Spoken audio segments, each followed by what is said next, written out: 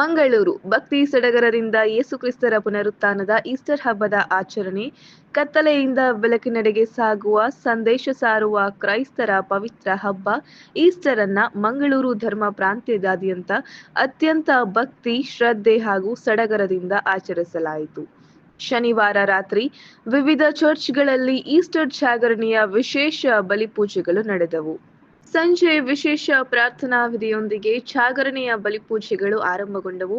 ಜಗತ್ತಿಗೆ ಬೆಳಕಾದ ಕ್ರಿಸ್ತರ ಸಂಕೇತವಾಗಿ ಹೊಸ ಅಗ್ನಿಯನ್ನ ಆಶೀರ್ವಚನ ಮಾಡಲಾಯಿತು. ಈ ಸಂದರ್ಭದಲ್ಲಿ ಬೆಂಕಿ ಆಶೀರ್ವಚನ, ಪವಿತ್ರ ಮೇಣದ ಬತ್ತಿ ಬೆಳಗಿಸುವುದು, ಮೆರವಣಿಗೆ ಹಾಗೂ ಪಾಸ್ಕಾ ಗಾಯನಗಳು ನಡೆದವು. ಹಳೆಯ ಮತ್ತು ಹೊಸ ಒಡಂಬಡಿಕೆಯ ದೇವವಾಕ್ಯ ಪಠಣದೊಂದಿಗೆ ವಿಶ್ವಾಸಿಗಳು ಭಕ್ತಿಯಲ್ಲಿ ಪಾಲ್ಗೊಂಡರು. ವಿವಿಧ ಸಂಸ್ಕಾರಗಳಿಗೆ ಬಳಸುವ ಪವಿತ್ರ ಜಲವನ್ನ ಆಶೀರ್ವದಿಸಿ ದೀಕ್ಷಾಸ್ನಾನದ ಪ್ರತಿಜ್ಞೆಯನ್ನ ನವೀಕರಿಸಲಾಯಿತು.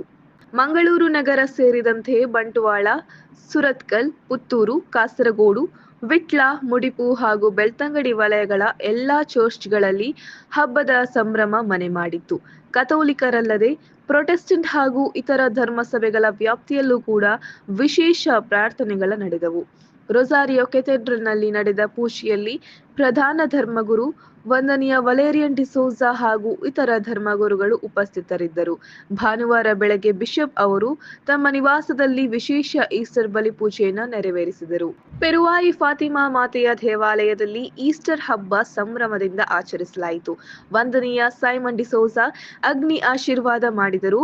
ಬಳಿಕ ಮೊಂಬತ್ತಿ ಬೆಳಗಿದರು. ಅದರಿಂದ ಕ್ರೈಸ್ತರು ಮೊಂಬತ್ತಿ ಬೆಳಗಿ ಮೆರವಣಿಗೆ ನಡೆಸಿದರು. ನಂತರ ಚರ್ಚ್ನಲ್ಲಿ ಪಾಸ್ಕ ಗೀತೆ ಹಾಡಲಾಯಿತು. ಬಳಿಕ ಪವಿತ್ರ ಸ್ನಾನದ ಭರವಸೆಯನ್ನು ನವೀಕರಿಸಲಾಯಿತು. ಬಿಷಪ್ ಅವರ ಸಂದೇಶ. ಮಂಗಳೂರು ಕಥೋಲಿಕ ಧರ್ಮ ಪ್ರಾಂತ್ಯದ bishop ವಂದನೀಯ doctor Peter Pal Saldanha ಅವರು ರೊಸಾರಿಯೋ ಕೆಥೆಡ್ರಲ್ನಲ್ಲಿ ಹಬ್ಬದ ಪ್ರಧಾನ ಬಲಿಪೂಜೆ ನೆರವೇರಿಸಿ ಈಸ್ಟರ್ ಸಂದೇಶ ನೀಡಿದರು.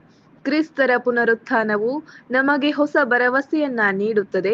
ಅಶಾಂತಿಯ ಸಮಾಜದಲ್ಲಿ ಶಾಂತಿ ನೆಲೆಸಲು ನಾವೆಲ್ಲರೂ ಶ್ರಮಿಸಬೇಕು. ಅನ್ಯಾಯ ಮತ್ತು ಅನೀತಿಯಿಂದ ನೊಂದಿರುವವರ ಬಾಳಿನಲ್ಲಿ ಭರವಸೆ ಮೂಡಿಸುವುದೇ ಈ ಹಬ್ಬದ ನಿಜವಾದ ಆಶಯ ಎಂದು ಅವರು ಕರೆ ನೀಡಿದರು. निमाण्या शुक्रारा दीस कुर्सा रूम कळयल्लो क्रिस्त फोंडांतलो उठला आनी आमकां नवो बरवसो दिला म्हणून पुनर्जीवनपणाचो संतोश आनी संदेश पासारत गेले आनी त्या मारिफात क्रिस्तांव बाबार्थ सगळ्या संवसारार फाटल्या 2025 वर्सां तावन विस्तारूनच आयला. आमच्या जिविताचें प्रत्येक जण आमच्या भावार्थाचें केंद्रच जेजूचें मरण आनी पुनर्जीवनपण. ह्या भावार्थाच्या केंद्रांतावन हेर सगळ्याक आमकां अर्थ मेळटा आनी तशें आसतना जेजून ताच्या पुनर्जीवनपणा मारिफात आमचें बें पयस केलां, मोरणाचें बें पयस केलां. मोरणांतावन आमकां सुटका दिल्या, पातकांतावन आमकां सुटका दिल्या, सासणाच्या मोरणांतावनूय ताणें आमकां सुटका दिल्या आनी तशें आसतना आमचें थंय एक नवो बरवसो उपजासो केला. जेजूच्या ह्या महान देण्या मारिफात आमी पुनर्जीवन जाल्लीं मनशां कशें जियेता.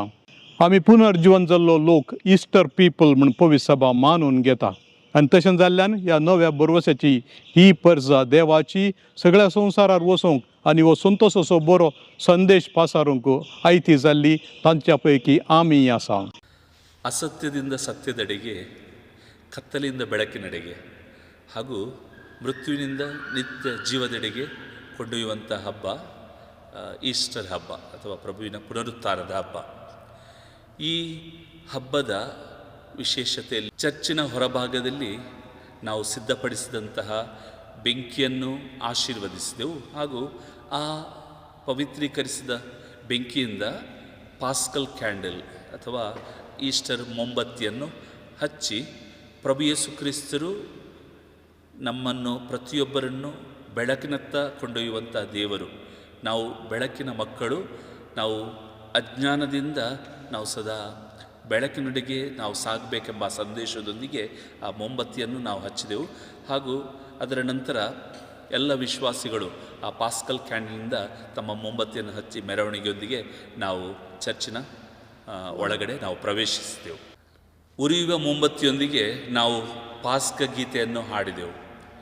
ಈ ಪಾಸ್ಕ ಗೀತೆಯ ವಿಶೇಷತೆ ಏನೆಂದರೆ, ಪ್ರಭು ಯೇಸು ಕ್ರಿಸ್ತರು ತಮ್ಮ ಬೆಳಕನ್ನು ನಮ್ಮ ಪ್ರತಿಯೊಬ್ಬರ ಜೀವನದಲ್ಲಿ ನೀಡಿ ನಮ್ಮಲ್ಲಿರುವಂಥ ಎಲ್ಲ ಕತ್ತಳೆಯನ್ನು ಹೋಗಲಾಡಿಸಿದ್ದಾರೆ.